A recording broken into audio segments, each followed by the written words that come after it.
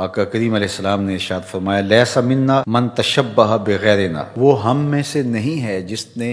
ہمارے غیروں سے مشابہت اختیار کی، جو ہمارے دین سے ہٹ کے دوسرا دین رکھتے ہیں، ہماری فکر سے ہٹ کے دوسری فکر رکھتے ہیں، ان سے مشابہت اختیار کی، دوسری قوم سے مشابہت اختیار کی، وہ ہم میں سے نہیں ہے۔ اور ایک روایت میں ہے من تشبہ بقوم فہو منہم، جس نے کسی قوم سے مشابہت اختیار کی وہ انہی میں سے ہوگا۔ اور اس کی ایک مثال آقا کریم علیہ السلام نے یہاں ارشاد فرمائی لا تشبہوا بالیہود ولا بالنصارى، یہودیوں اور عیسائیوں سے مشابہت اختیار نہ کرو، فإن تسلیم الیہود الاشارہ بالاصابع وتسلیم النصارى الاشارہ بالاکف۔ فرمایا کہ جب سلام کرتے ہیں تو یہود کا طریقہ یہ ہے کہ وہ انگلیوں کے اشاروں سے سلام کرتے ہیں، اور عیسائیوں کا طریقہ یہ ہے کہ وہ ہتھیلی سے سلام کرتے ہیں۔ تو مسلمان کا طریقہ تحیت المسلم کا ہے، جب وہ کسی کو سلام کرے تو اس کی زبان بولے السلام علیکم، تو یہ تحیت المسلم ہے۔ ہاں اگر کوئی دور ہے اور آپ تک اس کی آواز نہیں پہنچ پا رہی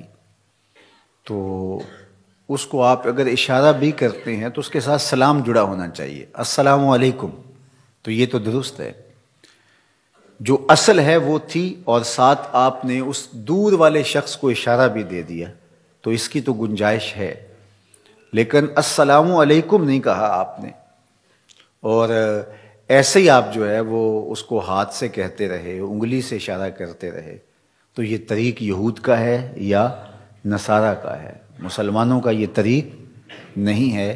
جب وہ اپنے مومن بھائی کو دیکھتے ہیں، ملاقات کرتے ہیں تو